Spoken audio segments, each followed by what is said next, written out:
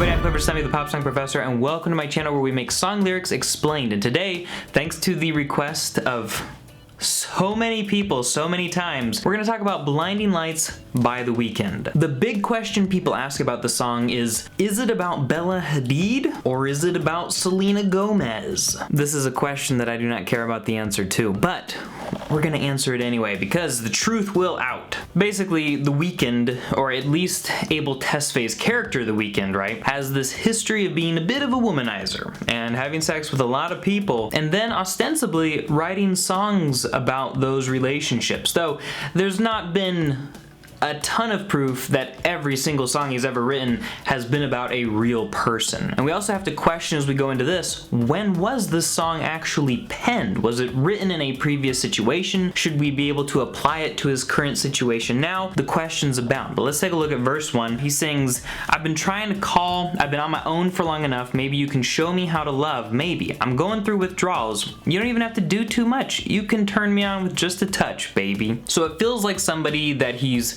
either currently in a relationship with or somebody that he just had a breakup with, especially when you hear that reference to the withdrawals and "I've been trying to call," and that means that she's not picking up, which means he's not able to talk to her. But the withdrawals language, that, you know, drug or alcohol related imagery, which we know so well with Tesfaye, is gonna come back later. If you've watched the music video, you've seen a bit of neon and the blinding gold lights that he sees as he's driving sort of in a daze through town, and you might have asked, what town is that? And it's actually Las Vegas, because in the pre-chorus he says, "I look around and Sin City's cold and empty, no one's around to judge me, I can't see clearly when you're gone." And you might be tempted to think, okay, is that a reference to COVID? The song was written and was actually like hinted at or leaked back in November of 2019, so there's no way that could have been like a COVID reference, even if it does feel kind of appropriate right now. But the important line there is, "I can't see clearly when you're gone," all right? And that has a lot to do with the music video because, yeah, whenever the camera looks from his perspective, it just sees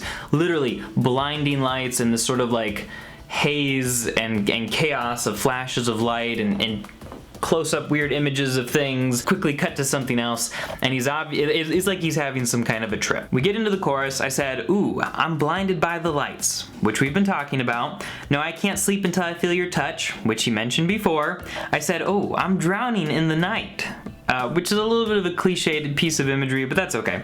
"Oh, when I'm like this, you're the one I trust. Hey, hey, hey." He's longing for this relationship and he wants it back, which leads into verse 2. "I'm running out of time." He doesn't make clear what he means by that, and a lot of people say that, so you can think of it as kind of like lyrical filler, but he just feels depressed, and there's an urgency there. He's really just referring to this concept of urgency. "'Cause I can see the sun light up the sky, so I hit the road in overdrive, baby." And he further enhances that picture of urgency by saying the sun is starting to come up and I need to get to you before the night is over. Now, he's drowning in the night, remember, so the night has this overpowering influence and it's swallowing him up, and he's trying to get to her before that night is complete. It's a little bit arbitrary, but I think that it partially has to do with the fact that nobody's out at night, which is something that he said earlier in the pre-chorus. "Sin City's cold and empty, no one's around to judge me," and he wants to get to her before other people notice. Why does he care if other people notice? It could be that he kind of feels like he's crawling back on his knees to her. Maybe there was a mistake that he made and it's embarrassing. Or maybe he wants to be the first one back to her before everybody else wakes up and starts going to her. But what I really think it is that he's at his worst without her, and he wants to get to her so he can feel whole again, and he's worried that kind of like the version of him that exists apart from this person that he seems to be dependent on is not good enough to be presented to other people. He's just kind of a mess. And when we get to the quote by him, you'll see why. In the bridge he sings, "I'm just calling back to let you know. I could never say it on the phone. We'll never let you go this time." And it's, you know, I don't need to explain that. He wants her. He wants to talk to her in person. So I'm going to let you know whether it's about Bella Hadid or Selena Gomez in a second. But first, The Weeknd actually gave a quote about the song to Esquire. He says, "Blinding Lights is about how you want to see someone at night and you're intoxicated." Remember the withdrawals? Remember the crazy lights and all this stuff? And you're driving. driving and intoxicated. Well, there's a red flag to this person, and you're just blinded by street lights, which is consistent with the imagery he's given. He continues, but nothing could stop you from trying to go see that person because you're so lonely. I don't want to ever promote drunk driving, but that's what the dark undertone is. And this is something we see from The Weeknd, where Abel Tesfaye uses The Weeknd to present this like image of fame in this dark way, right? Because he's got like the bandages, which is talking about the darkness of plastic surgery. I think I'll have to do more research on that and get back to you on that in a future video. He's talking about selling his soul to the devil way back in the day. He's talking about, you know, cocaine as a romantic relationship would normally be a good thing, but it's cocaine, so it's not. And here he's giving us a character sketch, not necessarily autobiographical, but a picture of a character, which is something that he does. The Weeknd, people, is a character. Abel Tesfaye is the real person. This is something I've been saying, I think, since the beginning, but he's creating this picture of a character of somebody who is so obsessed with this person and feels like he needs this person so much that they're willing to just like, they're drunk and they're sad and they're like, I'm just gonna hop in my car and go.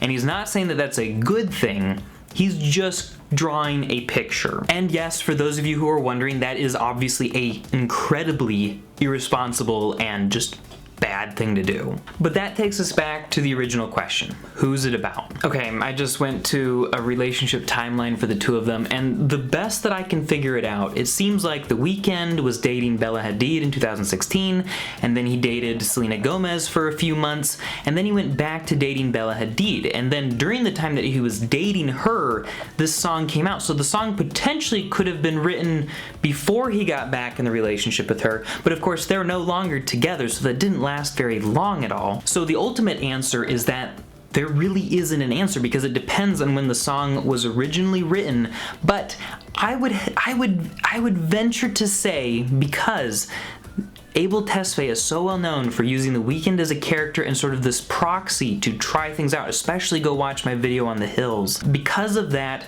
I think that this is just a fake story. I think it is definitely inspired by true world experiences that Abel Tesfaye has had, but I think that the song is not specifically about somebody. And if you listen to somebody like Taylor Swift a lot, it's probably very tempting to think that every song is going to be about some ex, right? Because she uses a lot of specific imagery and ideas and references that would make, or you know, even images in the music videos that would make it seem very clear, like, okay, this song is about this ex. But I haven't seen that as much with Abel Tesfaye. Now that's not saying that he's not doing it very, very subtly, but he's not overt about it in the same way. And so I think it's irresponsible in general to try to say that, you know, this music video is about this person or whatever, because honestly, nobody except for him really knows. Guys, thanks so much for watching. Hope you enjoyed this. I have a link in the description where you can submit theories about songs yourself. And if you're looking for something cool to listen to, I've got a podcast called Obsessed where I go and investigate and try out weird obsessions and cool hobbies that people love, and I try to figure out why people love them. It's also linked in the description, and I'll talk to you guys next time.